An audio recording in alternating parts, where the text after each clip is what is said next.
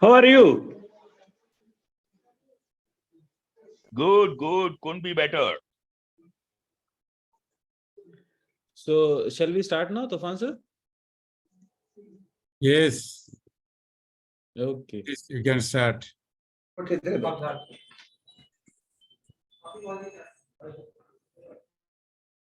So, the host has muted everyone. The panelists can unmute themselves. Shreya, please start the slides.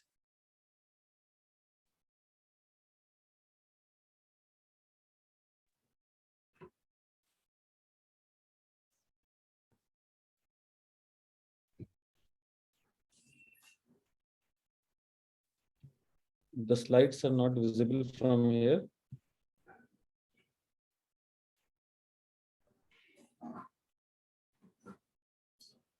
Share the slides are not yet visible. It is showing Can you started. share the slides, Dr. Lim? Otherwise, I'll do it from. No, Oh, visible now. Visible. it's now ready. Yeah, go to the first slide, please.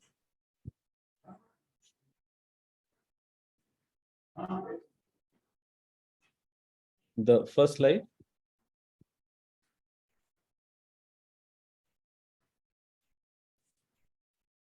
It's visible. Can we go to the first slide? Previous opening slide. Yeah. So there is slight network issue from my side. I'm trying to connect. Praveerda, how are you? Smiling like always. Welcome, Dr. Shiv Kumar. Good evening, sir.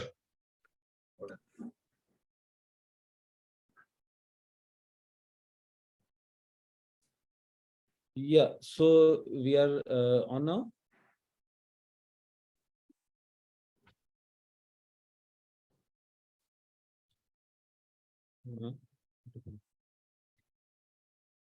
Sir, is the slide visible? So let me once again welcome you to this episode. This is the 151st episode, a very important topic and a very erudite, learned speaker. Welfare benefits for persons with mental illness. Next slide, please.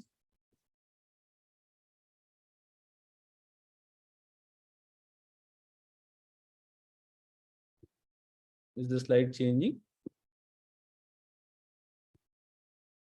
So, sir, let the slide change. I'm handing over the session to Professor Dr. Tufan Bhatti, sir.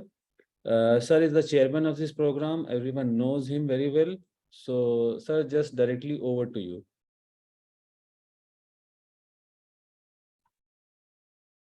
Thank you, Dr. Ali.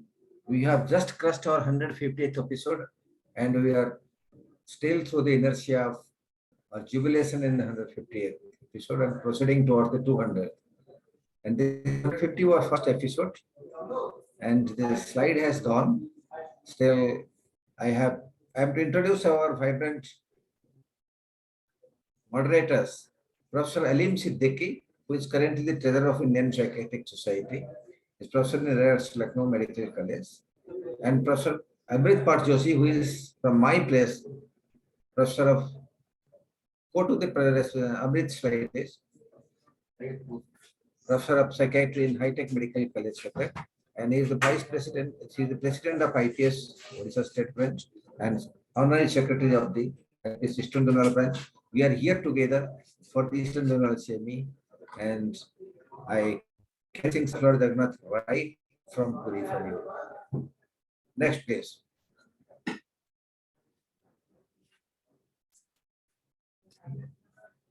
It is next, please.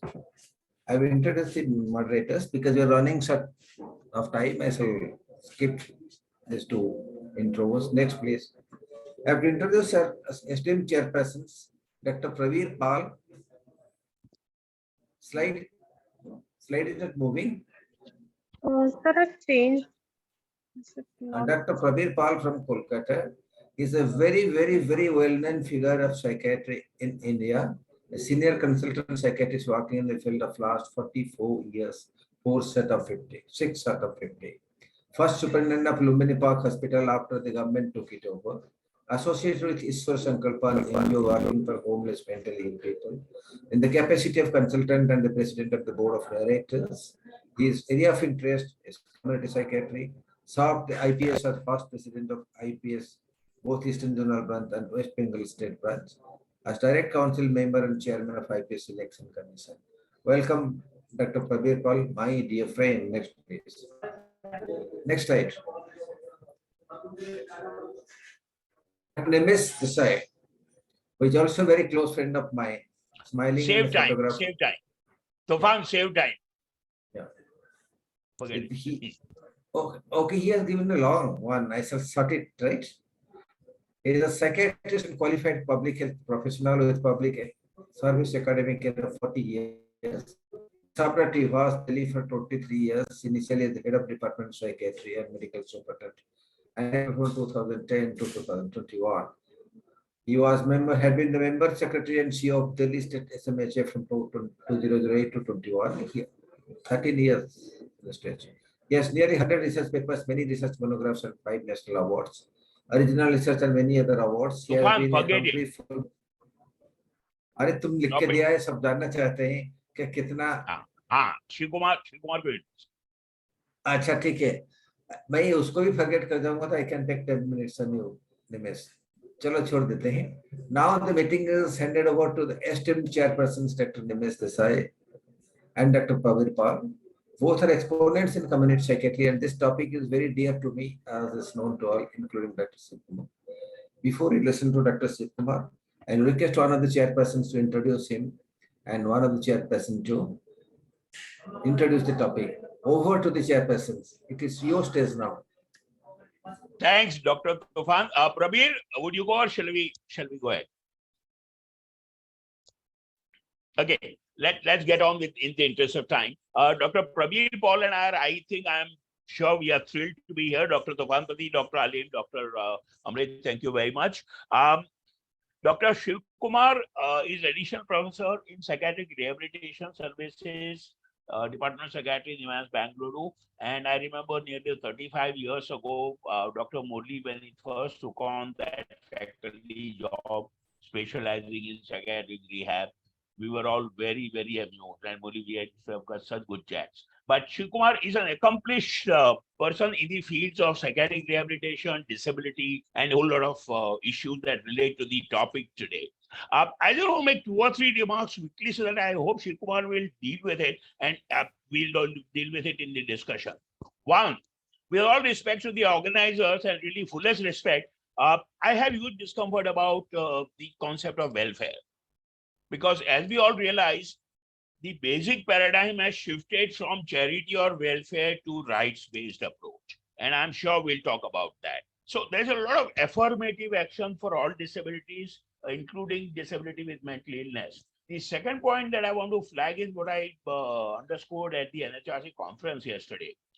There is this whole debate about whether mental illness related disability is getting its due in the larger disability sector. And there's of course a lot of nuances and politics there, but we'll possibly be able to discuss that. The major issue, it seems to me, and I'm sure Shiv Kumar will deal with it with his expertise and knowledge, is the penetration. One is to have schemes available on paper or in law, in theory. Second is to be able to make it accessible. And the third is the utilization, really.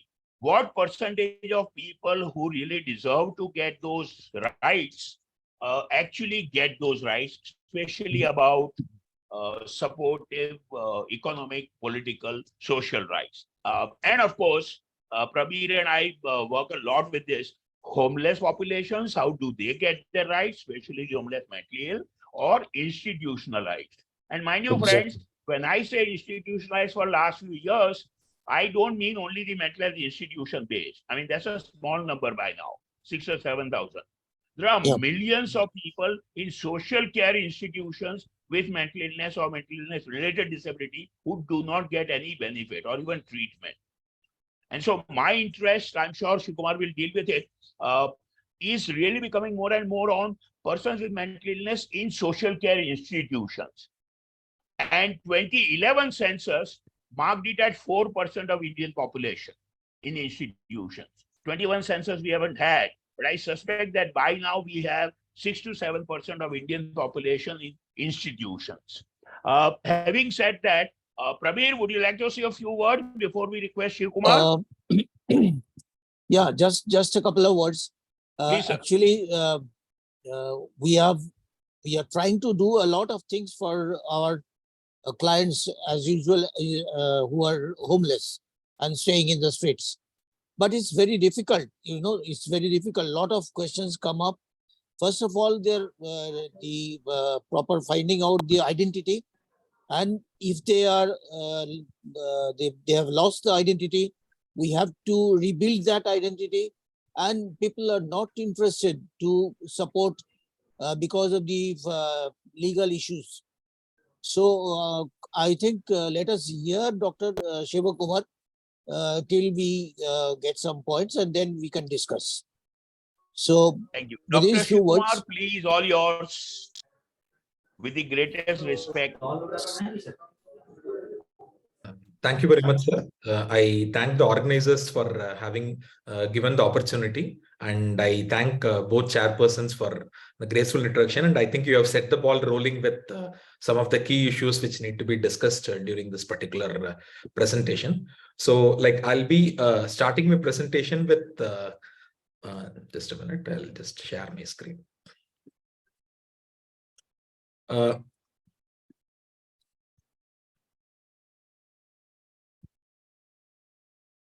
Please stop the screen share so that Dr. Shiv-Kumar can proceed.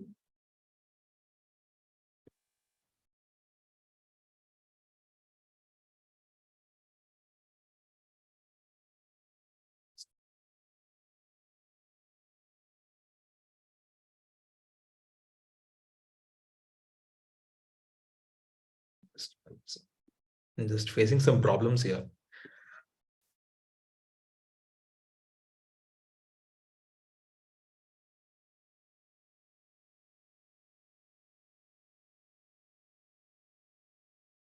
I think there is some issue, sir.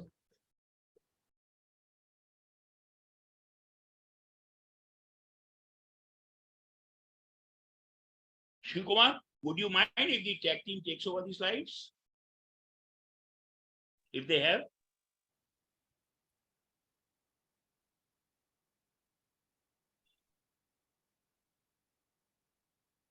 I think he's having net connectivity.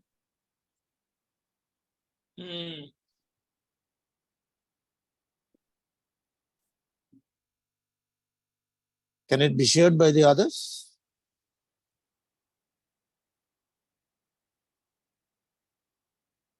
You're also muted, Shiv-Kumar.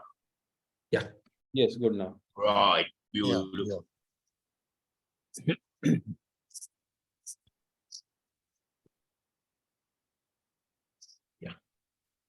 Is it visible to everyone? Yeah. Yes, very clear. Yeah, thank you. I'm sorry for the brief disturbance. So thanks for this opportunity. I thank the organizers, and I also thank the chairpersons, both senior consultants, Dr. Nimesh Desai and Dr. Prabir Paul, for setting the ball rolling. So over the next 40 minutes or so, I'll be discussing about benefits for persons with mental illness. And it is mainly in the context of mental illness being recognized as a disabling condition. And at the outset, I would like to acknowledge the inputs from Dr. Monisha, who is working as a junior resident, and Dr. Swarna, who works in psychiatric rehab as a senior resident, because we had discussed about this particular issue and we had made the slides in the context of an academic presentation. So we need to see, is mental illness disabling? So I think there is consensus that mental illness is disabling. And when the Persons with Disabilities Act was passed in 1995, so it was included as the 7th disability. And somewhere around 2001, the Indian Psychiatric Society, especially the Rehab Committee of IPS, headed by Dr. T. Murali and Dr. Tara, had come up with the IDEAS scale, so which actually gave us a tool to measure and then quantify psychiatric disability. So that has actually started or set the stage for mental illness or persons with mental illness to be certified to have benchmark disability. And once they are certified to have benchmark disability, then they become eligible for certain rights, entitlements, and certain welfare benefits. Stigma, as we all know, is an all-pervasive issue, especially when it comes to mental illness. So there is stereotypes and prejudice from the public, and especially so from policymakers, which invariably gets translated into discrimination against persons with mental illness. So there is evidence of how this actually translates, even in terms of legislation and in our practice. So prejudice of people who make laws or who design policies, it actually gets translated into discrimination against persons with mental illness. So when the Persons with Disabilities Act of 1995 was passed, so job reservations were actually given only for hearing disability, locomotor disability, and visual disability. So people with psychiatric conditions, including mental illness, were not given any job reservations. So with Rights of Persons with Disabilities Act, which is the latest legislation, we have seen that there has been a change, and people with mental illness have actually been given job reservations as well. So how do we actually go about doing the disability assessment and certification? So I'll just briefly touch upon this recent initiative of Government of India, which is about the unique disability ID, a document which is actually linked to the Aadhaar card of that particular individual, and helps the government have a better understanding about the number of persons who are disabled due to a particular condition. We are all aware that the latest RPWD Act has about 21 conditions, which includes many psychiatric conditions also, like mental illness, intellectual disability, autism spectrum disorder, specific learning disability, and multiple disabilities also, like where there may be a psychiatric component. And a recent welcome change has been that with the UDID initiative, many patients were facing problems in getting disability certification from the hospitals where they are getting treated, especially if the hospital where they are getting treated is different, is from a different state, or maybe even from a different district where they are getting it. Because the way the system was designed was your application goes to the nearest medical board according to the PIN code where you actually live in. So recently, I think our team from Psychiatric Rehab Services has been lobbying with the Ministry of Social Justice. So in March this year, a change has been made. So I think I have just taken the screenshot of the UDID website taken today afternoon. That UDID card can be issued by the home district hospital as well as the hospital where the person with disability is taking medical treatment. So this is a recent change. So a person, say for example, who may be belonging to a totally different state, but takes treatment from a different state. So it is not possible for them to apply or give details of the hospital where they are taking treatment and avail this disability certificate.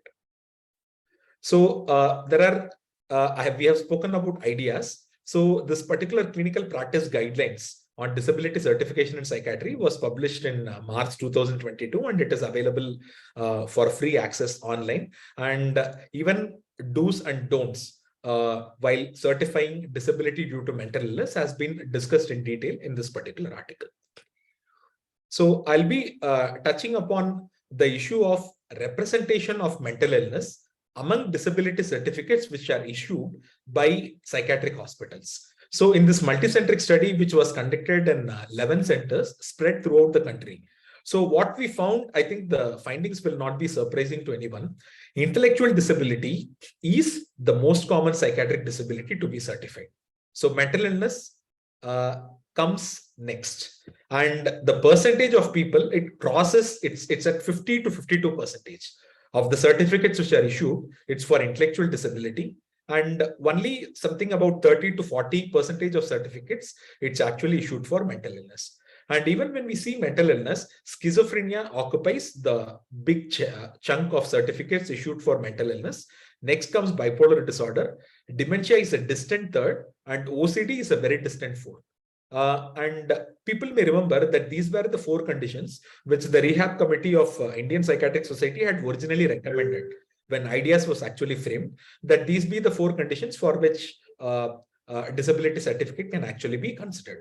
So in the multicentric study, we found that 86% of disability certificates issued for mental illness were accounted for by these 4 conditions. And another stark finding was that 2/3 of disability certificates across, whether be it intellectual disability or mental illness or autism spectrum disorder, it is issued for males. So there is gross underrepresentation of females when it comes to disability certificates which are actually issued. And at this juncture, it's also useful to reiterate that not every person who's diagnosed with mental illness or who's taking treatment for mental illness is a person disabled. So it totally depends on the IDEA scale and the way the government has gazetted it. So the medical board actually evaluates using the scale, and anyone who gets a score of 7 and above in IDEAs can be issued a disability certificate, which can be either temporary or permanent. Again, the discretion is given to the medical board. If it is temporary, the medical board can again consider whether it be given for a few months or maybe 1 year, 2 year, 3 year, etc., and then recommend for reassessment. Another issue which we need to deliberate here as a psychiatrist is, are we certifying disability at the right time when it comes to mental illness? So this is from a retrospective chart record which we did for disability certificates issue for mental illness and neurological disorders. And what we found is, for conditions like dementia, where there is per se what I would call as no curative treatment per se, so a disability certificate is actually initiated pretty early. And when I speak to my colleagues who work in the field of dementia and in geriatric care, they say that it's usually like 3 years of illness sometime when the person actually comes to contact with them. And many a time the assessment is done, the diagnosis is confirmed, and various investigations are done, and disability certification is among the first things which is usually practiced. But when it comes for mental illness, it seems that is not the case, because people do come around somewhere at the same time when it comes to tertiary hospitals. But the median duration of illness at the time of issuing disability certificate for mental illness is somewhere around 10 to 13 years. So that seems to be the range. So what seems to be happening here is, like, we seem to see people maybe start them on medications, wait for some time, and then maybe change over for different medication trials, and finally maybe certify disability a bit late. While there is this article by Tara et al. That disability in schizophrenia actually plateaus somewhere around 5 years from the onset of illness. So it seems that we may be delaying certification of disability due to mental illness, and this may have an effect in terms of the person, because like most mental illness starts during late adolescence to early adulthood. So a yearly certification of disability may actually help people avail education benefits as well as employment benefits. So this is something which we need to ponder about and then maybe discuss later. Some practical challenges also is, disability certificates currently, at least in most states of the country, can be issued only by government hospitals. Like some states like Tamil Nadu seem to be the exception, because they have given permission to reputed non-governmental organizations also to issue disability certificates. And there is definitely stigma in availing disability certificate or any government record that this person has been treated for mental illness. And another issue is, like, there is poor awareness among psychiatrists, especially about the process of disability certification, how it is important and how it can actually make a difference to people's lives, and about various options available for people. And there is poor awareness among government officials also about mental illness being a disabling condition. And there is attitudinal barriers also in terms of, like, are welfare benefits accessible to everyone? Isn't it like very difficult and people have to run from pillar to post? And even if it is available, is it a pittance and does it actually make a big difference? So I think these are questions for which there is no straightforward answer. The answer is more in terms of working with the system and finding opportunities and then advocating for persons with mental illness and make small changes over a period of time. So we'll be discussing some of these issues in the course of presentation. So when we speak about welfare benefits for persons with mental illness, I'll be predominantly covering the benefits which are a person with disability or rather benchmark disability due to mental illness is entitled to.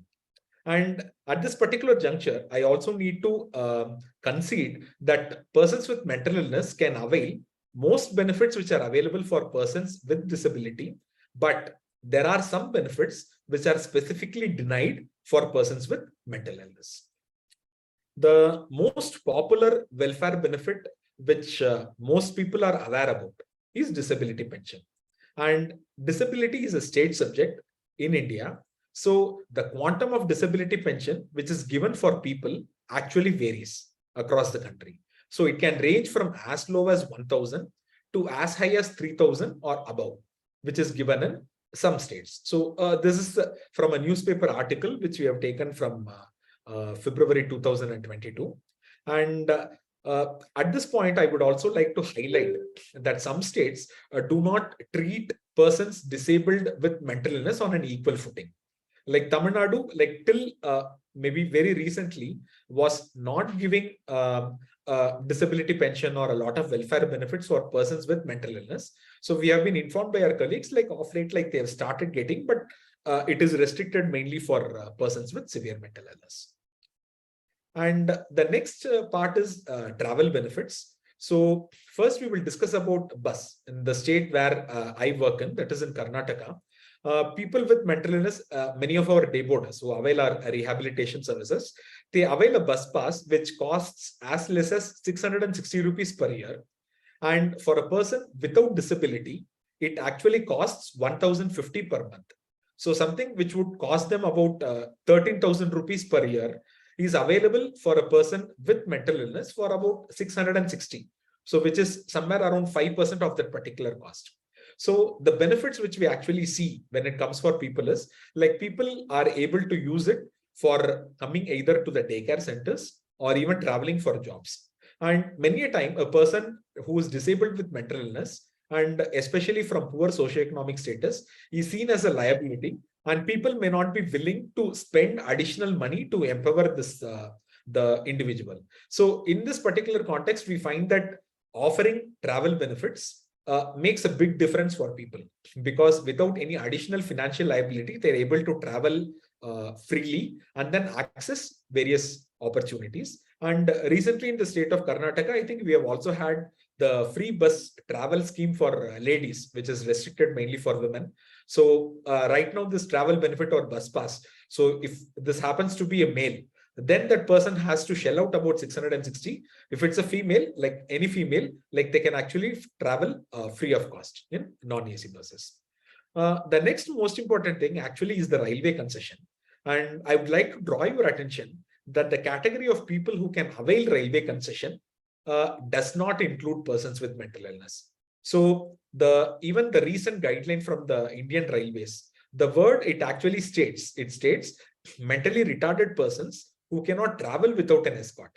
But we are aware about some of our colleagues and even patients from different parts of the country who are actually availing some of these benefits. So what actually seems to be happening is, like many of them, they are being given this concession, assuming that they are people with mental retardation, and not outright that because they are persons with mental illness. We had actually given a written representation to the government also in this particular regard.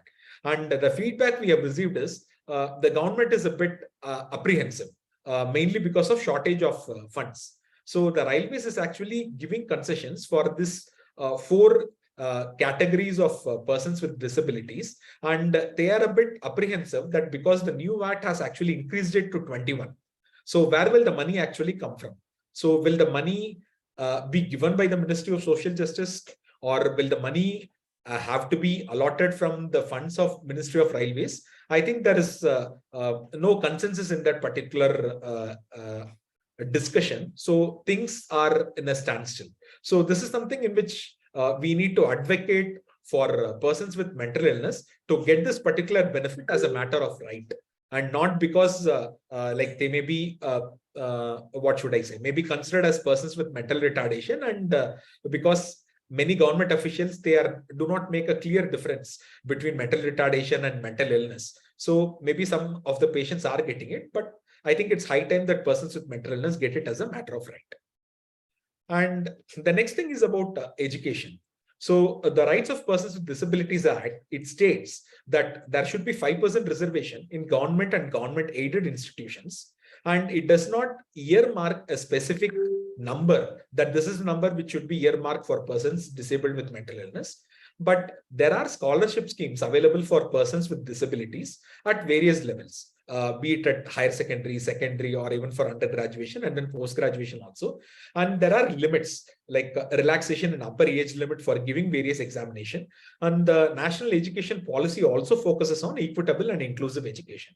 So our experience with giving disability certificates for many of our patients with mental illness at NIMHANS, it has been encouraging mainly because like various universities have been pretty accommodative when the person has a disability certificate, even if it was of a temporary nature, and they are open to giving relaxation in giving additional attempts or in terms of the upper age limit. So we are aware about many of our patients who have been able to give exams for or give additional attempts when they give their exam, and they have been able to clear it. So this is something where we have found that a disability certificate actually helps. So many a time we do come across patients who are admitted in the ward with us, or maybe we see people in the OPD,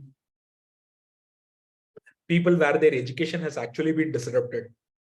So I think a disability certificate is not only about disability pension or maybe about travel benefits. Education is something where it can be of help for a lot of people. The next is, I think this is something which has drawn a lot of attention. So this is the MCA guideline dated 2018, where they actually ruled that persons with mental illness, even if they had benchmark disability, they were deemed not eligible for medical courses. So I think our team had actually published this letter to editor in Indian Journal of Psychiatry, where we argue that it lacks evidence because the government has gazetted a tool which has been in use for nearly 2 decades in 2018.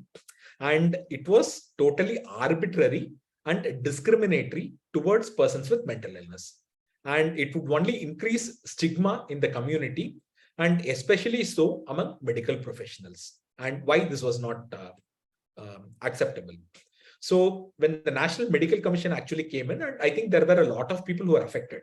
I think people who had benchmark disability with mental illness. So you just Google this particular thing. I think you will be able to find a lot of blogs arguing, like parents who said that like my son has mental illness and he has actually done well in the exam and maybe he needs to be given an opportunity. So the problem here is once the person declared that they were people with mental illness, they couldn't appear for MBBS at all. But what happens in cases of people like where they develop mental illness after they get admitted to MBBS or maybe even much later? So what happens to them? So there is no clarity in that particular angle. So it is heartening that the new guideline, which has come as recently as May 2023, it has said that just because a person has been certified to have disability due to mental illness, it does not necessarily, they need not be excluded from being admitted to MBBS. Rather, they can be allowed and they can be given support so that they can complete, but they have to comply with whatever be the requirement, which is there for any student. So, and an interesting aspect of this NMC's new guideline is the requirement for locomotor disability. Maybe it also depends on the specialist who's there in that particular panel or who's actually consulted. So at least when it comes to the psychiatry or the mental illness part of it, I think our head in charge, Dr. Jagdisha, was the person who was represented to the NMC regarding this. And he had clearly stated, and it is something which the NMC has also kindly accepted, that people with mental illness and maybe SLD or ASD also, they can be given a quota in MBBS admissions. Of course, there may be colleagues who have some differences or they may have different opinions. I think that we can maybe take it up for a discussion towards the end. And at this point of time, I would also, there are people who have difficulties in education. So I think Skills Council for Persons with Disabilities, again, is something, an initiative which the government has come up, started in 2015, much before the RPWD Act had actually come. And the aim is to develop skills of people with disabilities as per industry needs. So if you go to this particular website, you can actually see expositories in terms of like what are the various jobs which can be reserved, what kind of training needs to be given. But such an expository has actually been not made for persons with mental illness, which is understandable because like people with mental illness, like it is difficult to stereotype. Like for a person with visual disability, it is a lot more easier to give a recommendation that maybe the person will have difficulty doing X, Y, Z. But when it comes for persons with mental illness, like it comes in all hues. So it becomes difficult to actually come up with an expository. But this is where things stand as of now. And there are various skill training schemes. And the most prominent among this, I think, has been the PMKVY, implemented by the National Skills Development Corporation. And it is open for unemployed youth aged 18 to 35 years of age. And I think this is also the age when mental illness has its onset and people have difficulty, etc. So we actually felt that this is something where there is a lot of option for working closely with the skill training centers and even facilitating whether people can be skilled in terms of a short-term training course or even a few months kind of a training course. The key aspect here is that it's provided totally free of cost. And on successful completion, people get a government certificate, which they can use to avail loans or even get microcredit for self-employment. And the organization which offers these skill training schemes, they're also supposed to offer job placement services. So people with mental illness can either avail the scheme as unemployed youth, or they can disclose, or if they have benchmark disability due to mental illness. So both these options are actually available. This is something which can be discussed with people. And there are skill training centers spread throughout the country and available at the district level also. So we have found that for many persons with mental illness, like if they are actually given an opportunity like this, one is that they're able to socialize with people of the same age, interact with others, have positive social role models, gain perspective about difficulties which maybe other people are also maybe facing. And we felt that it can actually benefit social inclusion, self-esteem, etc. But if the person has stigmata of mental illness or has disclosed that they are disabled due to mental illness, I think it is also imperative as mental health professionals that we liaise with the skills training center, find out about what are the difficulties which this person is actually facing, whether there is option of getting some reasonable kind of an accommodation, etc. So I think there is work which needs to be done. So it is not as straightforward as it seems to be. And again, like there are quite a few skill training centers for persons with disabilities, especially locomotor disability or hearing disability, etc. And in our experience, it is possible to closely liaise with them. And many of them are a bit wary of persons with mental illness. Especially, I think this is something which Dr. Nimesh Desai also alluded to in his opening remarks, that about how mental illness is considered by people with other disabilities. Like many people have the sense of fear, or maybe will this person be reliable, or will this person be lazy, or will this person be dangerous? So this is something where we have to work closely with the people who are working in this particular center, have an ongoing discussion, periodically keep checking about how the person with mental illness is actually doing. Sometimes it may require some amount of medication titration when there is sedation, etc., or maybe even tell them about anxiety which the person may have, or maybe some amount of tremors which may again be due to the medications, etc., or socialization, like oddities in socialization, etc. So there are things, but in our experience, it is possible to establish liaison with such skill training centers. And maybe we need to send some of our more able clients first, so that like people's anxiety and apprehensions are actually allayed. And once they realize that many people with mental illness can actually be handled like other people, they can be reasonable. They are also people where we need to individualize the kind of supports which need to be provided. And if provided an opportunity, then people can actually learn and move ahead in life. So in our experience, it is possible to do that, but it requires liaison and ongoing work. And when it comes to wage employment, so the Rights of Persons with Disabilities Act has given a 1% quota out of 4% reservation which has been given. And we feel that the policymakers have actually been a bit liberal, because if you look at the government data on the percentage or prevalence of disability, according to whatever be the flawed methodology which was followed earlier, so the figure is somewhere about 2.1 to 2.2%. So considering that the policymakers have been liberal in terms of giving a 4% reservation in government jobs for persons with benchmark disability. But at this particular point of time, we also need to be clear that the government jobs, maybe as a proportion of the overall jobs available, is coming down, and the number of jobs in the private sector or in the informal sector is actually going up. But the key takeaway as mental health professionals for us is that like a 1% reservation has been provided for various psychiatric disabilities. But this includes intellectual disability, autism spectrum disorder, specific learning disability, mental illness, and multiple disabilities. And there is no categorization within that. So it's not that like 0.25% goes to mental illness. It's that including everything, we get maybe a reservation of about 1%. And in contrast, like people who are having benchmark disability due to blindness, hearing, and locomotor disability, they get 1% each. So somewhere it's not on par, but it's much better than what used to happen earlier. But are persons with mental illness or even people with psychiatric conditions getting a fair share? I think this is an area where we need to lobby hard and work closely. Like our colleagues at Psychiatric Rehab Services, like Dr. Harish, Dr. Shanivaram, like they regularly attend these job identification meetings, which happen at the secretariat level, where people from different departments actually come. And their experience has been that like they think persons with mental illness are not eligible for the jobs. So many a time our colleagues had to fight, and I think the authorities have been pretty receptive, and they were able to ensure that persons with mental illness were not discriminated against, at least when jobs were being identified in the state of Karnataka. But when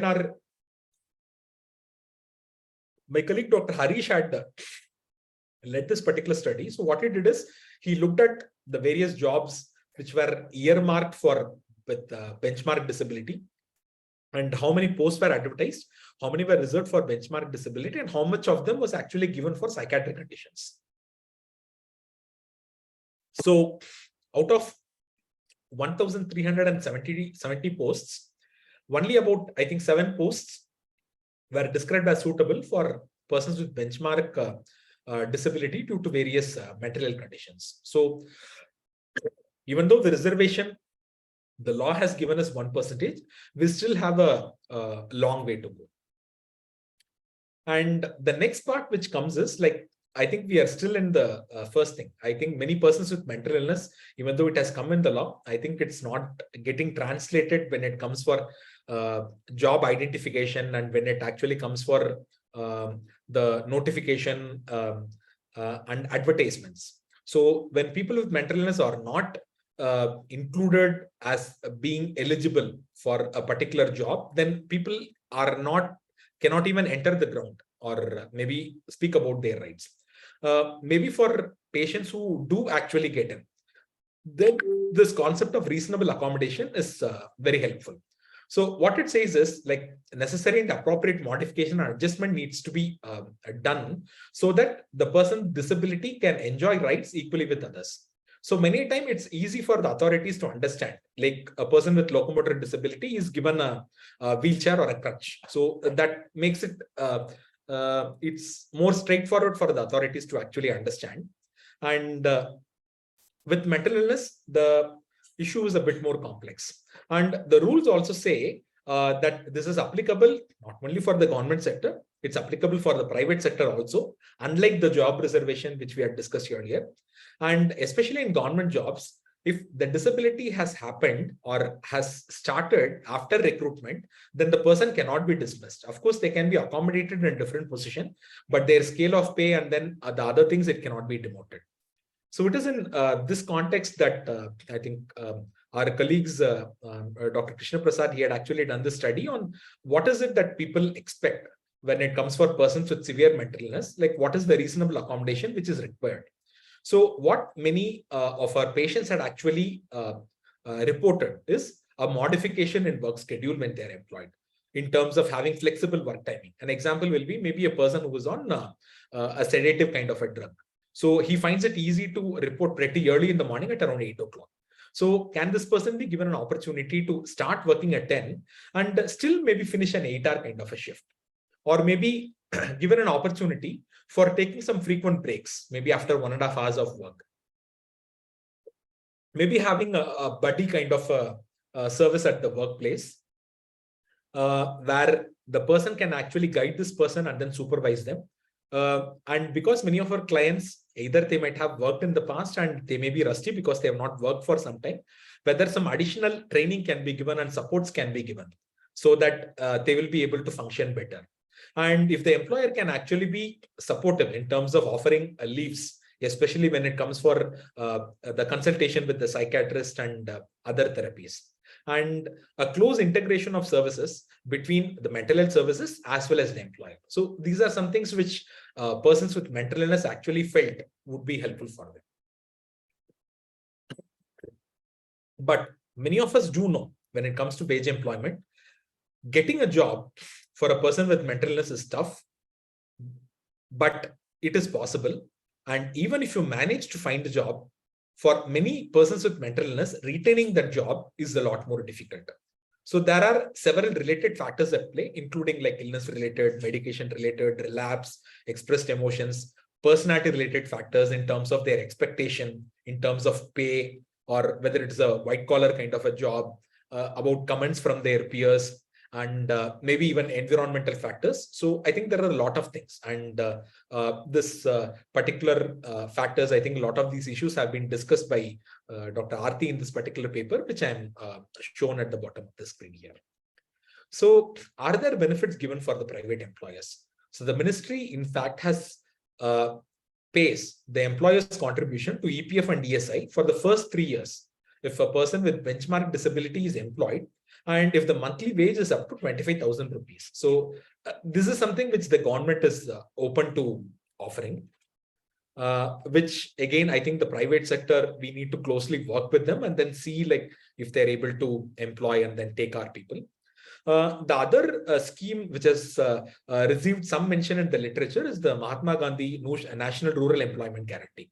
So I think there are studies, the CBR studies, by Dr. Sudipto Chatterjee, which also alludes to several persons with severe mental illness getting jobs under this MNREGA scheme. There are reports from, I think, the Tirthalli cohort. There are reports from the STEP project from Schizophrenia Research Foundation, where I think they have said that persons with mental illness, they have in fact gotten this job, especially this for unskilled laborers, especially those from rural areas. So the additional advantages, like usually if it is a person without disability, so one family actually gets only one job card. But if there is a disability certificate, then there is a provision for giving an extra job card for that particular family. And the person with disability certificate can actually be given light work.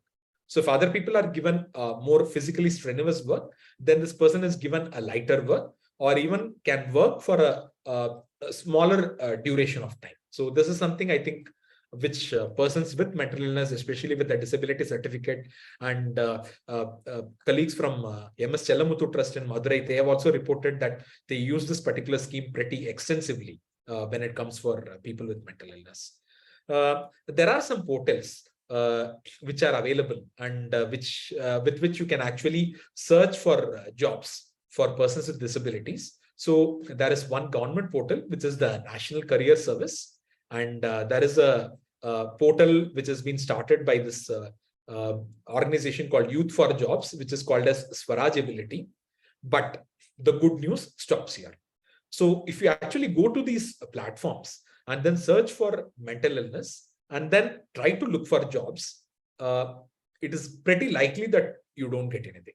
I think this is an area where we need to work closely with potential employers, convince them about the abilities of persons with mental illness, lobby for it, and showcase success stories. So somewhere I would put it like earlier, our patients did not have a chance at all in terms of getting in under the disability quota and availing benefits. So right now, the Act has given them an opportunity, but on the ground, it has not translated much. Our team and I think several colleagues who are working in this field of psychiatric rehabilitation from different parts of the country, I think all of us, we are working with employers, sensitizing them. So it's not, there are a lot of ups and downs in this particular journey, but this is an area where we have a lot of work to do, and especially in terms of empowering persons with mental illness. And the next aspect, because if you go by the WHO CBR matrix, livelihood is a key domain of rehabilitation. So wage employment we have discussed. Next is self-employment.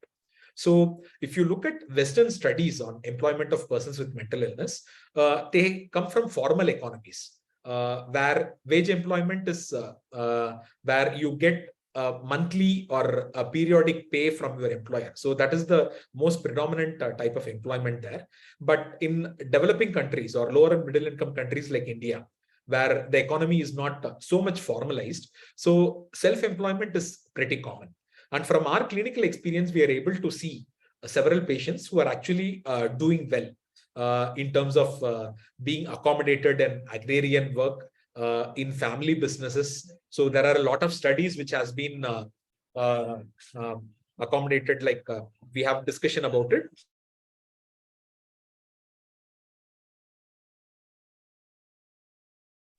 Sorry. So people are accommodated in an informal kind of a setting. And for self-employment in families who do have access to the capital, then they're able to set up something, especially affluent families. So what happens to people who come from a disadvantaged background and who do not have access much? So this is where I think the need for this initial seed money and hand-holding actually comes. So there are actually certain schemes, and the good news actually stops there. So there is this National Handicap Finance Development Corporation. And even when our team has tried working with them, and then maybe is it possible to get loans for maybe people with disability, including mental illness, in the state of Karnataka, at least like what we got to know is like they had allotted money and loans have been disbursed, but unfortunately the money has not come back. So they do not have any funds to actually give fresh loans to. So this is something I think in which like we couldn't make much headway, but it does not take away the potential of self-employment, especially in terms of rural areas and then second and third tier towns. And I'm referring to this study by Sudipto Chatterjee, where I think the independent predictors of favorable outcomes. So one was adherence to medications, and the second was participation in self-help groups. And this particular paper also discusses about the economic empowerment, like the livestock which patients had actually purchased, or the cycles which they had actually purchased in it. And I think it makes sense. One is that like people participate, they earn more money, and microcredit kind of like transactional self-help groups are also there. And this is something where there is scope for doing it. So people can actually refer to this particular paper from I think Pudukkottai, which has been published by Mr. Kote Rao from SCARF. So they actually discuss about the extensive work which they have done in terms of accommodating persons with mental illness. Many of them, like because many self-help groups are for women, how they could accommodate, because many of their patients were members of self-help groups already, and there were self-help groups which accepted them. And some patients they could accommodate in special self-help groups for persons with disabilities. And the authors have actually discussed about the need for guidelines for persons with mental illness. And one of the challenges they describe having faced is convincing the community leaders and even bank officials that they could rely upon persons with mental illness to get loans and then use it for their livelihood. And they have actually used innovative strategies like offering revolving funds, giving microfinance, so that people can actually use it for a self-employment. And the other important message here is we need to look at the innate skills of the family and the patient. So things like making candles, etc., per se do not work, or they were not sustainable in the long run. But if you look at things like livestock rearing, so that is something which is very much possible, and the level of acceptance was much higher, and it is easier to market that particular produce and then sell it and then maybe generate an income and have some livelihood also. So I think this is something where we need to work further, because what we have been doing till now is like maybe speaking about supported employment, individual placement and support kind of models. The difficulty is like we cannot just extrapolate what works in high income countries for developing countries like India. We need to have regionally relevant models which harnesses the innate strengths of our community, and also see like how many of our persons with mental illness can actually benefit from that. Next, I think one particular welfare benefit which the government offers for persons with mental illness, which is especially relevant for persons from the middle socioeconomic status, especially people who are salaried, and people from high socioeconomic status, which has not received much attention, is IT deduction. So this is something which we frequently recommend, because at PRS NIMHANS, what we do is, if a person is from a lower socioeconomic status, then there are a set of benefits which we usually discuss with them about, like the disability pension. In the state of Karnataka, at least, they mandate that people should have a BPL card. Only then they get a disability pension. If you don't have a BPL card, you won't get it. So we usually discuss about disability pension, a bus pass, or certain other benefits like maybe employment, etc. with them. And if it is people from middle or higher socioeconomic status, we discuss with them about IT exemption at the time of filing it. And the popular perception about availing welfare benefits is you need to run from pillar to post. So for IT deduction, that is not the case. It's fairly straightforward. You need a disability certificate. And apart from this, you need what is called as an IT form 10(1)A. You just Google it, you'll be able to download the soft copy. You need to fill this. If you look at it carefully, the word mental illness is not mentioned anywhere. So what we need to do is just certify it as a person with disability and fill like whether it is like most of the mental illness, it's not progressive. So we would tick non-progressive. And I think the treating psychiatrist can take a call of whether we need to tick likely to improve or not likely to improve, and whether reassessment is recommended or not, and then give it. So it is fairly straightforward, and you can claim it at the time of filing the IT returns. And the quantum of deduction which you get is about 75,000. If it is less than 80%, if it is more than 80%, it is about 1,25,000. Now here you may ask, like, why have I mentioned for person with disability? So we do come across some persons with mental illness, even though the number is few. Either they have an inheritance or they are earning reasonably well. So this particular deduction can either be availed by the person with mental illness, or if the person with mental illness is not earning, then it can be availed by the family caregiver. So either one of them can actually avail it. And especially like it's pretty common. So I will be speaking a few slides later about welfare benefits, which caregivers can also avail about. So maybe we will discuss it in some more detail over there. And next comes the marriage elements. So this is something which is available, there is differences between states. For example, some states give it if a person with disability marries another person with disability, and some states give it if a person with disability marries a person without disability. So we have actually stated what the state of Tamil Nadu actually gives. But we need to say that right now, I think a lot of these schemes or awareness about it is not there even among mental health professionals. And we mental health professionals actually serve as gatekeepers when it comes for disability certification, because like unlike you say a group like intellectual disability or locomotor disability or visual disability, where there is a vibrant advocacy forum of people with disabilities, there is no such equivalent organization as of now for persons with mental illness. So the responsibility on mental health professionals is a lot more higher in terms of informing our patients about this, and maybe encouraging them to avail not only this, even others. And there are schemes available for housing also in terms of preferential site allotment, and even for building houses, like some of which we have found, like especially in our rural programs, people, at least some people are able to avail it. And it's not straightforward because sometimes it's not only the disability certificate, it also depends on the amount of competition you have from other disabilities, because the amount of funds which they may have may be finite. And it also depends on like the person who actually disperses it, their perception of what they think is more deserving, or if they actually want to give it to someone who is known, and a host of other factors actually come. But the law actually says that this is available and persons with mental illness can actually avail this. And one provision which we have found pretty helpful, especially when either parent is a government employee, is this provision for pension transfer. So when it comes for pension transfer, there is two conditions which need to be met. One is the disability certificate should be permanent. It cannot be issued on a temporary basis. The second is the psychiatrist should also certify that the person with mental illness cannot lead a livelihood independently and is dependent on another person. So person should have a disability certificate. Second, it should be permanent. Third, we should certify that the person cannot lead a livelihood independently.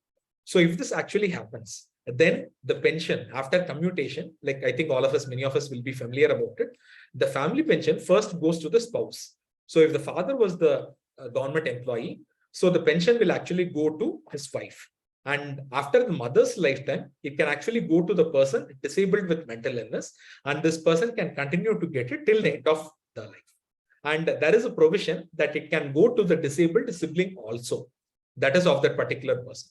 So this is something which we have found to be pretty useful, especially when it comes to what after me issues, because many times some caregiver will be willing to take care of this person with disability if this person is not an emotional liability and a financial liability.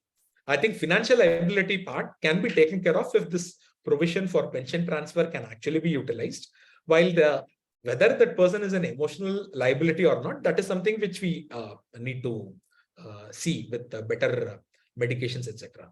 So I think I'll just maybe walk through the slides faster. So free legal aid is something which is again available for persons with disabilities under the State Legal Services Authority. So they actually appoint an advocate, and the fee for that advocate is paid by the State Legal Services Authority. So this is supposed to be available at all district and even taluk levels. So what are the benefits for caregivers of persons with mental illness? So the first thing is exemption from routine transfer. So there are certain jobs, for example, bank, where I have come across people like where people refuse transfer and subsequently even promotion, because that meant that this would mean that they will have to go and they cannot take treatment from a particular hospital where they are accustomed to taking treatment.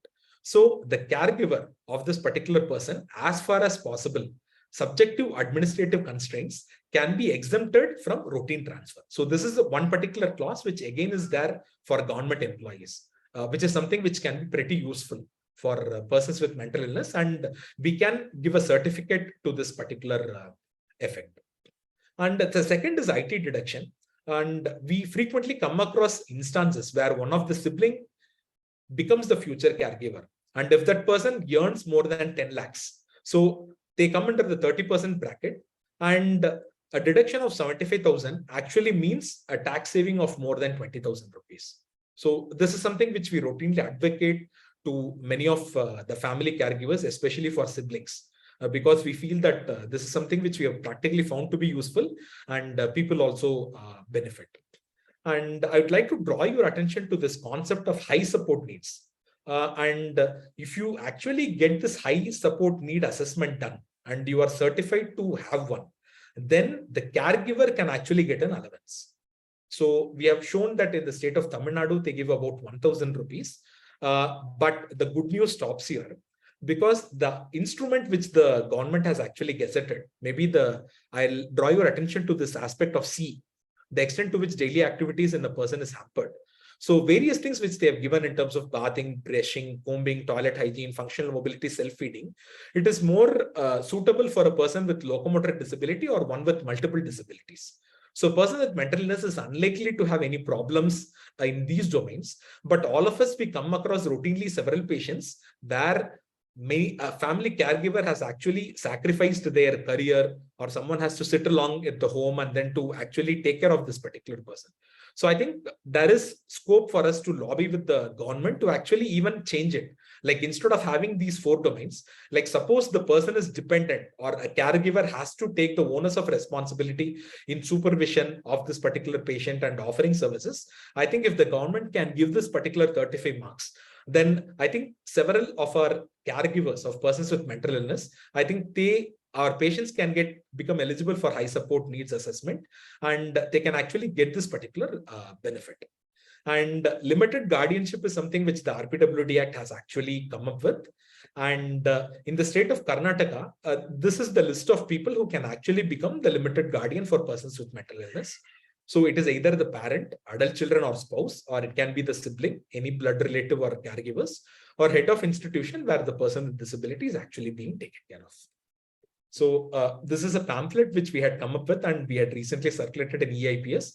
We will be happy. It lists the various benefits which is relevant for people with psychiatric disability, which people may find it helpful. And so coming to the question of penetration, how much are people aware? So we know that the population of persons with mental illness is pretty huge, but the number taking treatment from government hospital is a small number. And even in that, the number of people who are certified with a disability certificate is a still lower number. And if you look inside that, then the utilization is very less. So in the study from Mangalore, they actually found, especially when it comes to rural areas, most people did not avail any benefits apart from pension. So the study from Safdarjung, Delhi, they said most people with mental illness, like they were availing disability pension, and this transfer of government pension again is something which they had availed. So it's interesting to see the study from Ranchi, where many people were aware of railway travel concessions. It's interesting because, like in some centers, I think the concession is given for people with mental illness also, but I think it's the authorities interpret it more like mental retardation because the government does not explicitly give it for mental illness. So I think some people were aware about job reservations, loans, etc. And the study from GMCH Chandigarh, I think they said that I think many people receive disability pension, travel concession and IT rebates and family pension is something which many people have actually reported. So if you look at these things carefully, education benefits, employment benefits, pension transfer. So these are like a lot of work can be done here. But even when it comes to easy to avail things like in terms of IT deduction or pension transfer. So these are things like I think there is a lot of low-lying fruit in terms of availing it. And there are things which we parallelly need to work on. So what do we need to advocate for when it comes for persons with mental illness? I think one is for ambulance services for persons with mental illness. So I think you can refer to this particular article where Dr. H. Chandrasekhar and his team in Bangalore Medical College, when he was as the state mental health authority in Karnataka, they had started with this action for mental illness. But this service is no longer available, and there are efforts on to use 108 ambulance. And this is something which has been reported by colleagues from other states also. But what is the priority of the 108 ambulance service? Do they treat persons with mental illness on par with other things? So this is something where a lot of work per se needs to be done.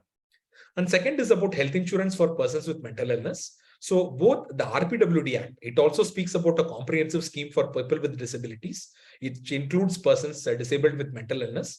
There was a Swavalamban scheme which came according to the earlier PWD Act, but which was stopped, in which we had actually helped many of our patients with mental illness avail that particular scheme.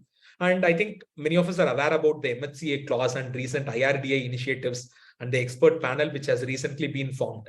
I think with Dr. Pratima Murthy, NIMHANS director, Dr. Kalyan Sundaram from RFS, and Dr. Nimesh Desai himself. I think they have had their first meeting. I think we can expect some good news from some of these initiatives.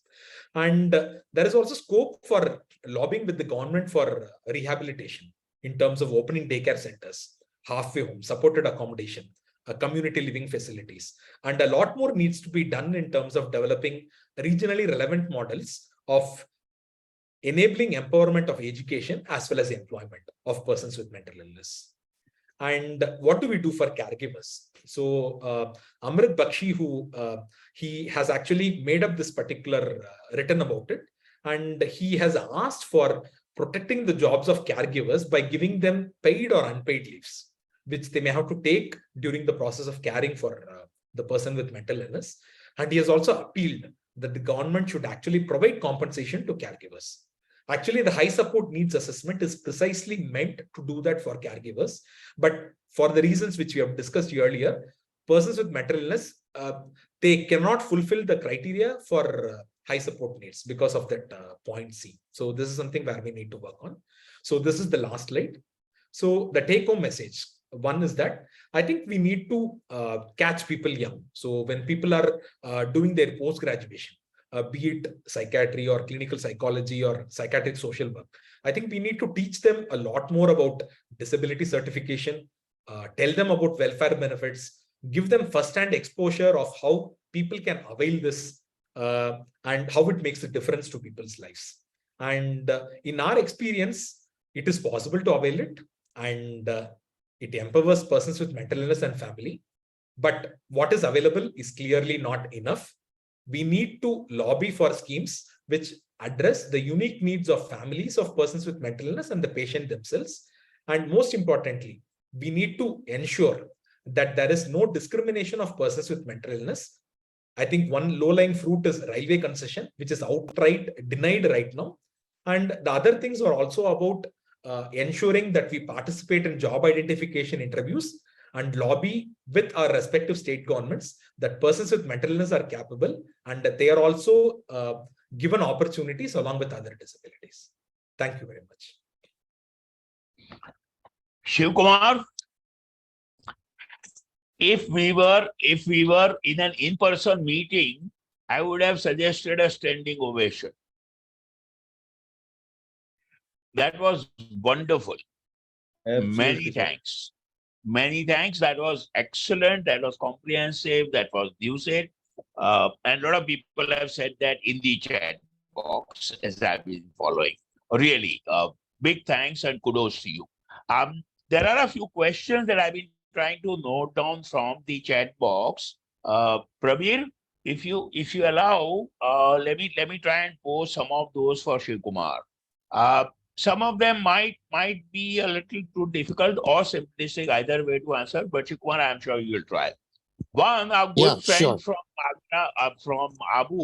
Mount Abu, Nikhil, has an interesting question. I thought I'll take that first. If a psychiatrist develops disability, mental illness and disability, what is the support from government or IPS? I think, Shiv Kumar, if you allow, Nikhil, nothing from the government to the best of my knowledge, specifically for psychiatrists. IPS, as Dr. Alim will tell you, has the social security scheme. I don't know if it covers disability besides mortality. I suppose, Alim, not, right? No, sir. No. So that's a good idea from here. Other than, like it has happened in public health, other than mortality, morbidity be considered in the social security scheme of IPS. Okay. Shiv Kumar, Yes, sir. one question is for substance use disorders or personality disorders. Yeah, sir, it is interesting to note the definition of mental illness in MHCA and PWD Act. There is a key difference. The definition of mental illness according to Persons with Disabilities Act, it excludes the phrases on alcohol and drug abuse. So the RPWD Act seems to suggest that persons with with substance use disorders are not included, while the definition seems to suggest so. But in discussion with our colleagues from various parts of the country, we are aware that I think disability certificates are being issued in few centers for persons with substance use disorders also. And I think some people are availing it. So I would say that if you interpret strictly by law, substance use disorders are excluded according to the RPWD Act definition, but personality disorders, it does not exclude. Indeed. So the discussion lies with the medical board. Indeed, sometimes in the grand rounds at IVAS, I used to pose this question some years ago to my colleagues and say, wait for the day when people with personality disorders will come together to form association and ask for their rights. So that's a different scenario altogether. You know, if you imagine PDs with their own rights associations. Divya had a question that's very simplistic, Shiv, if you want to take that. For intellectual disability, does one go by ideas or IQ? I suppose the last government directive is SQ, right? Social quotient. Yes, sir. Yeah. Instead of IQ. Yes, sir. I mean, I there are think demerits and we are demerits. supposed to use the VSMS, which actually gives the SQ. Sir. Wait a minute, So right. even though they tell Social IQ, quotient. but I think it's actually SQ. Okay. There was a question that might be a little difficult, but that's right. Some families and individuals try and get fake certificates. What can be done to prevent, or what is the government doing to prevent? I suppose you can answer for the government. Can you about fake certificates? No, sir. I think the onus lies with the medical board, and as Right, psychiatrists, we have to discharge our fiduciary responsibility. Well, right, right. Reason I- for variation, sir. Reason for variation in the amount of disability pension across states. like our understanding is it depends on the financial position of the respective states, sir, and also the political will. So some That states is- with limited funding, I think they are unable to allot a bigger amount for this particular aspect. But there are some chief ministers or political leaders who have a soft corner for people with disability, and whenever they come, they do increase it. So I think there is a case for people with disability to come together as a lobby, or even like so that we can collectively ask this thing from politicians. Right. Do we have any Besides- sorry, Besides all the other good compliments that have come up, our good friend and by now the almost grand old man of rehabilitation services across the globe, my good friend of 40 years, VK Radhakrishnan has said in the chat box that this has been a wonderful presentation and this will be made available. I must say that colored pamphlet that you showed in one of the last few slides, I happen to have seen at one of those visits to NIMHANS, and I think that's wonderful. It'd be very nice if it can be put up on the EIPS group and widely circulated. According We had to actually circulated it even a couple of days ago, sir, along with oh, wonderful. developed a Okay, I work must have academy missed that. pamphlet. So Right. Divya also says, it asked in the chat box, can a person with disability access double benefit? what do they mean by double benefit? Dual benefit. I don't know what she means. I guess not, right? Basic principle of disability rights.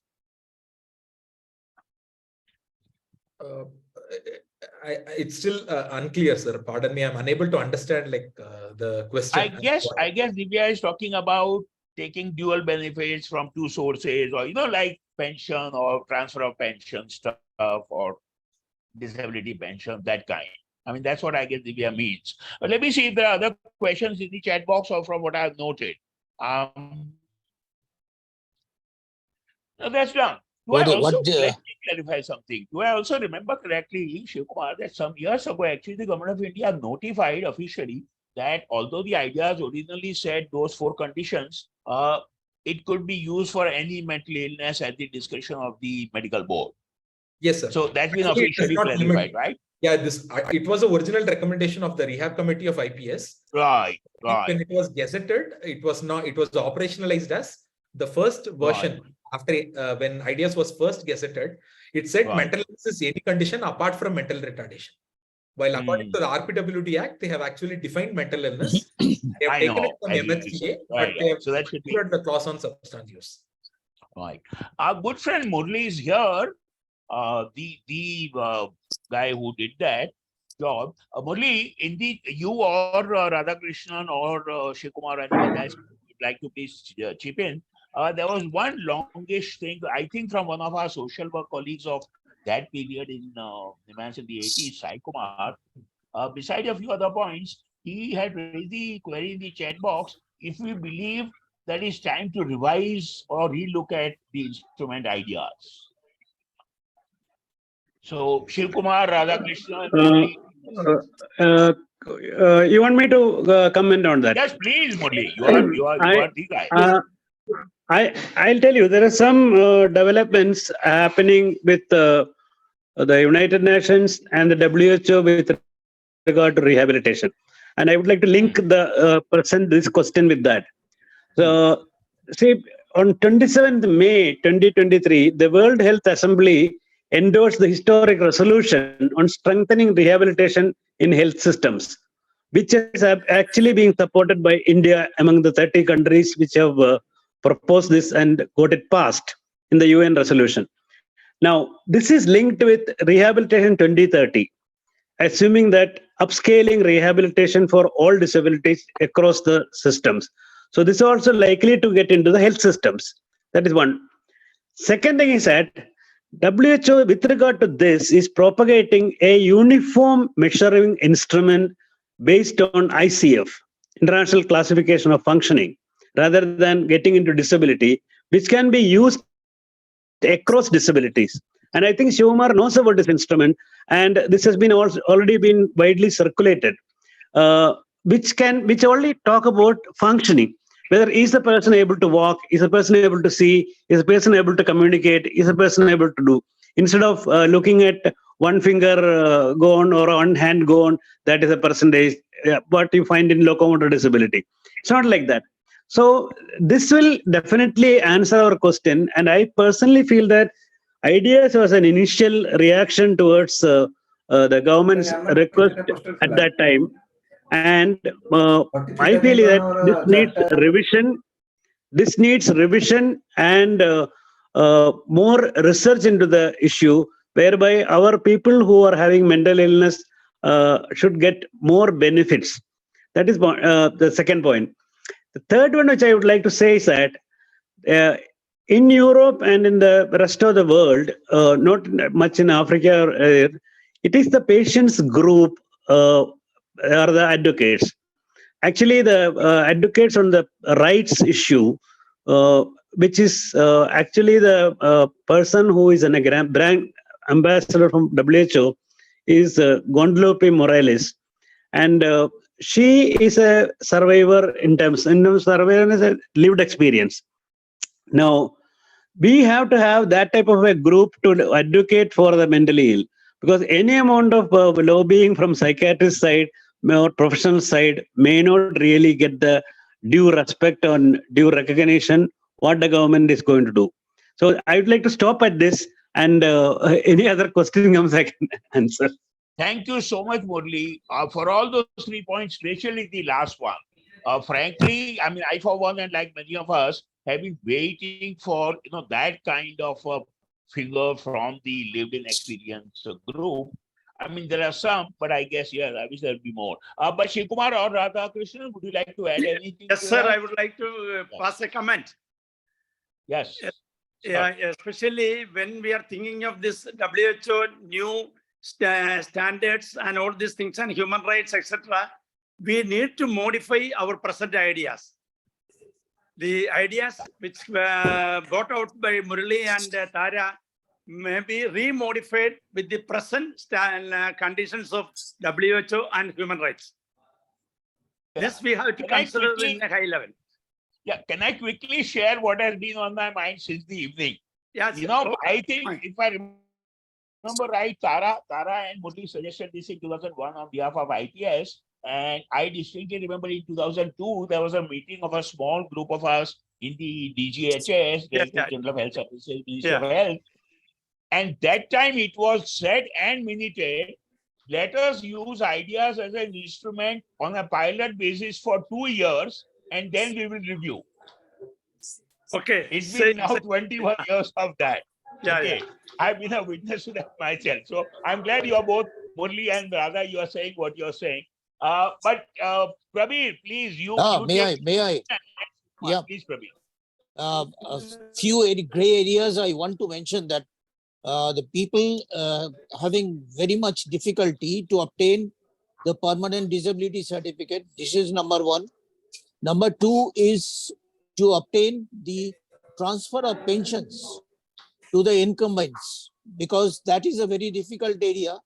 And people in the offices who are dealing with these are taking the advantages of the disability or the inability to pursue the things continuously. Number three, these are all goes to the official offices which were given the responsibility. But what I think that there should be a separate area to deal with all the issues, because there is no other area where we can lodge the complaint that unnecessary delay is being done. And as you know, the country has its own demerits, like distributing the disability pension or the disability certificates or the benefits to the ailing people requires some amount of bribing, or sometimes some benefits they try to squeeze from these poor patients. Number three, what I feel that the postgraduate students should have the exposure to the community psychiatry regarding the certification, regarding the social situations, because our psychiatrists, most of them are confined to the urban areas where they do only chamber practice or clinical practice. They write some medicines and do not, just before coming out of this pamphlet, what Shiva Kumar has displayed. This is a very difficult area and a different area that should be handy to all the psychiatrists who are practicing either in urban area or in the rural areas, because they have to disclose the benefits to our clients, because otherwise nobody knows where the poor patients are will be going. Yes, yesterday I saw a patient as a old person who came with a child of 29 years. He didn't know that he can obtain a pension for this particular child, because his main question was, after me, what is going to happen with this child? So that is a very important issue, and we can't ignore that as a practicing psychiatrist. So these are all my my observations, and I hope that. Prabir, thanks. sir. What Mohan after sir. me is, of course, been the question that most people keep raising, especially the carers. I have noticed for a long time, Professor Sai Kumar is here, but before that, if I might request Dr. Mohan sir is Mohan there. Isaac for quick Yeah. brief comments, please. Well, I have a Sorry. question that whether there is any portal where the incumbent can lodge any complaint regarding the delay of obtaining the disability certificates or delay in obtaining the family pension. Let me answer that. You raised that. I have made a note. See, I hope you know, Prabir, but most of us, we must realize, under the RPWD Act and now really stronger official mechanisms exist for what is called the State Disability Commissioner's Office in every state. So besides the Chief Commissioner for Disability at the central government, there is a fairly empowered office of the State Disability Commissioner. And of course, in Delhi, my experience now has been, it works really, really well. So merely an email, merely an email to the office of the State Disability Commissioner will work very well, quite often, I would say. Mohan, please. Thank you, Dr. Nimesh Desai. I just want to make 2 or 3 quick comments. I cannot but agree with all the people who have congratulated Dr. Shivakumar for an excellent presentation. And in the last few days, I think in the last 1 week or so, Dr. Shivakumar had circulated a number of pamphlets, particularly one which was very significant, What After Me, and numerous other information which was very useful. A lot of through the EIPS, the Google group of IPS. I think that is something which should be widely circulated, because a lot of people are not aware of that. Of course, Dr. Shivakumar's lecture today has added lots more information. I only want to make the 2 or 3 points, and essentially I would support what Murli said earlier. And that is, I think it is, see, even now, Dr. Nimesh Desai as a chairperson mentioned this point in his initial remark. The title of the talk is Welfare Benefits for Persons with Mental Illness. Nothing wrong, that is most appropriate. But it is still indicative of a mindset, very patriarchal mindset, that, okay, these are people who are disabled. Unfortunately, they have these problems. Okay, people with mental retardation get a lot of things. Now mental illness, schizophrenia, etc., etc. But what Nimesh referred to is that we should move from this welfare, dishing out welfare mindset to entitlements and rights of the mentally ill people. Now that, see, this is a kind of a, power equation, and the power is still not transferred. It is not at all transferring to the carers and users organizations. In fact, the terminology which is most appropriately accepted in most parts of the developed world is co-design and co-production. Any program, any kind of welfare measure or anything that you are planning for the mentally ill, there has to be representation of the user organization, user groups, etc. And that is why the term co-design and co-production of policy, co-production of programs, etc. has come up, and it is anything which is not co-produced is not accepted in many, definitely so in Australia. I think that is what Dr. Murli mentioned, that we have to empower user organization.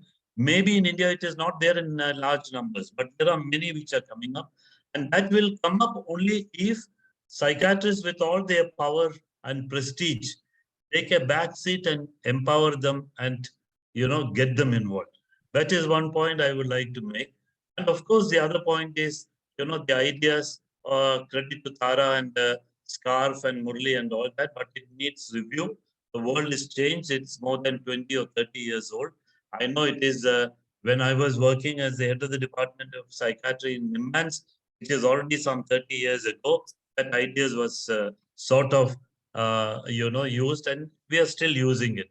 I think people who are currently working in the field should really review and develop evidence. In fact, Shivakumar has already presented a lot of evidence of who gets certificates, why they get certificate, why the women are excluded, number of things.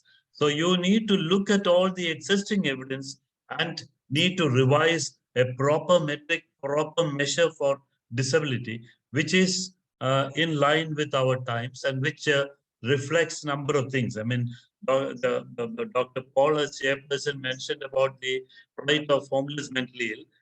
It is my impression that the number of people who are homeless are increasing. Actually, it should be decreasing.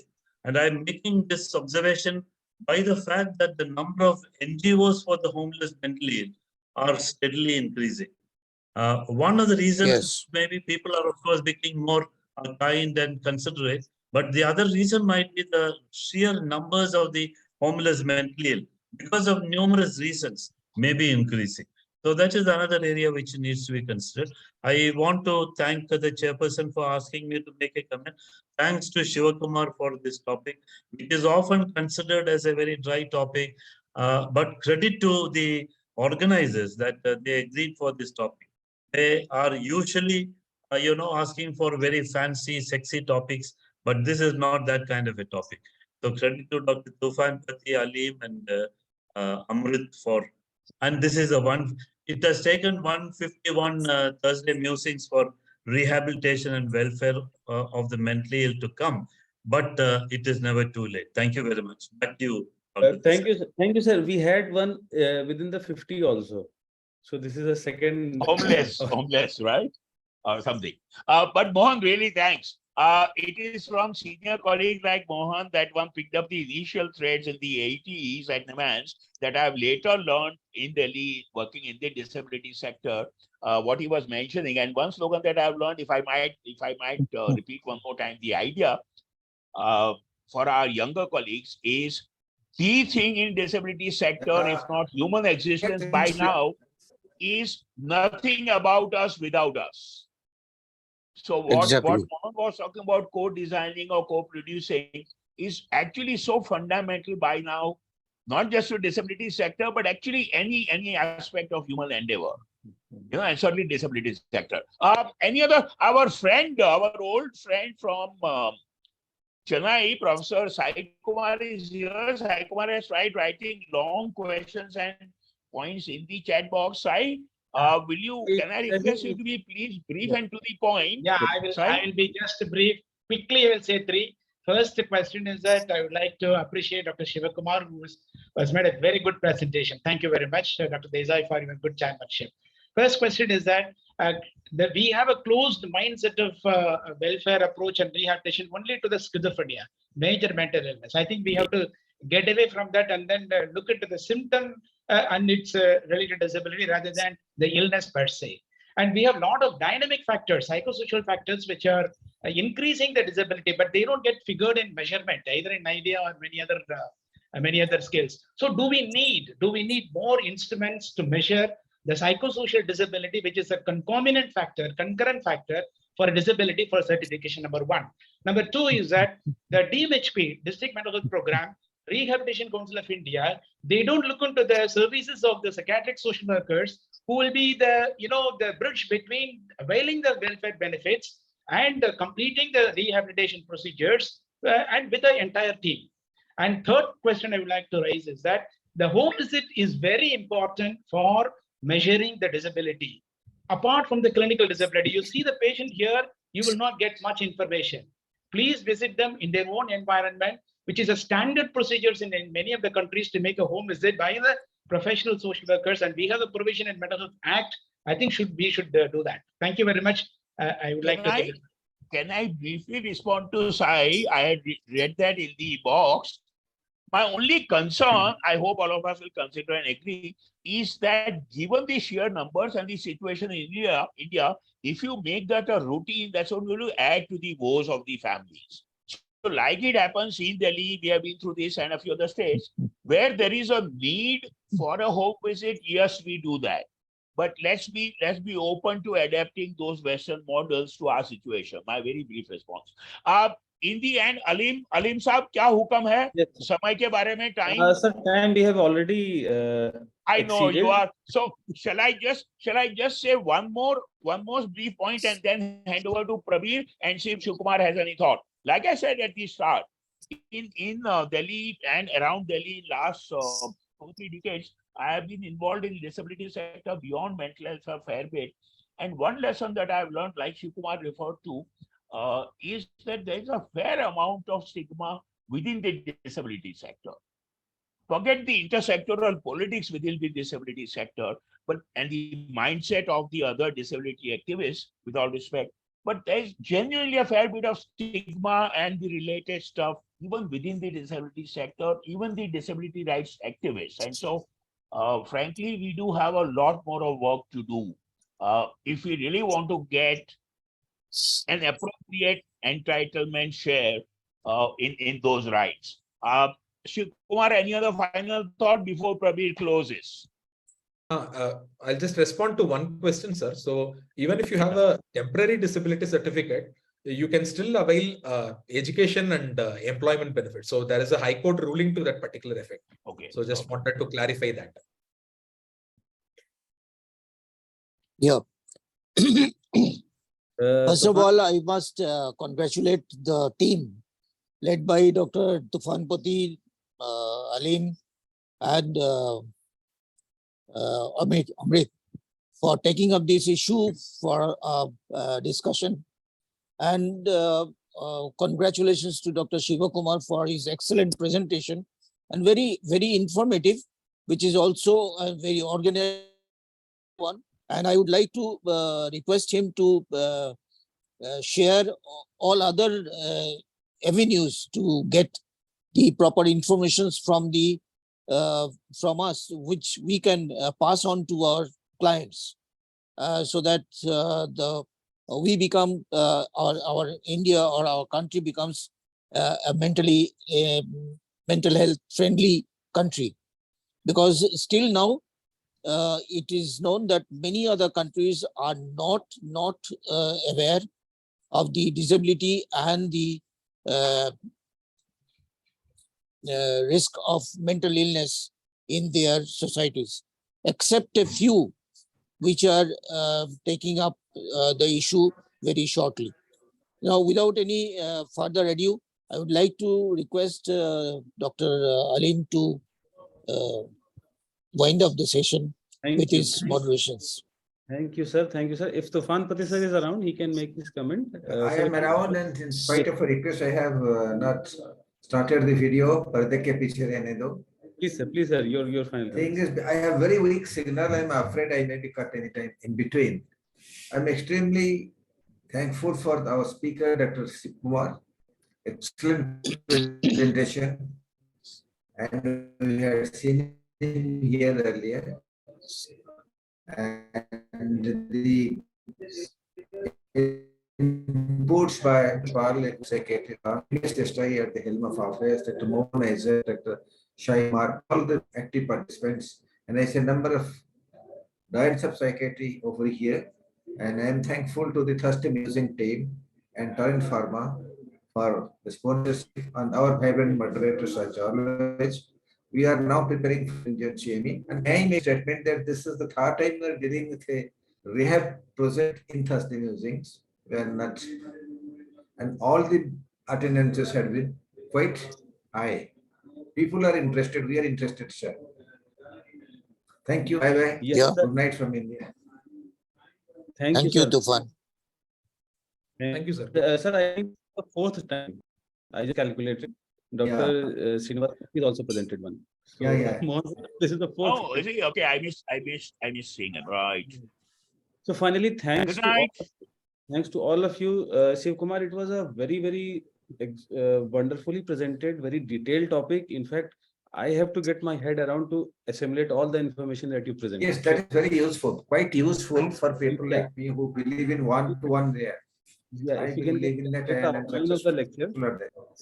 it will help a lot because many people in personal chat box have asked, ki, please share the presentation. So you may not share the presentation, but if a brief outline, you can share. And of course, the pamphlet is also there. Many thanks to the chairpersons, Prabir Paul sir. Thank you for being here, for being such a taking out time for us. Nimesh sir, high energy level. We did not miss Amrit because of you, and you took care of our moderation as well. So thank you for letting us take a back seat.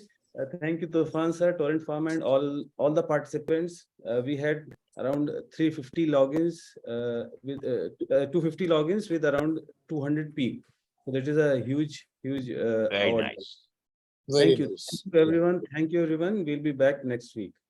Thank you. Ending Bye. the permission now. Bye. Uh, Good night. Good night. Good night. Thank you, everyone. Shubhratri.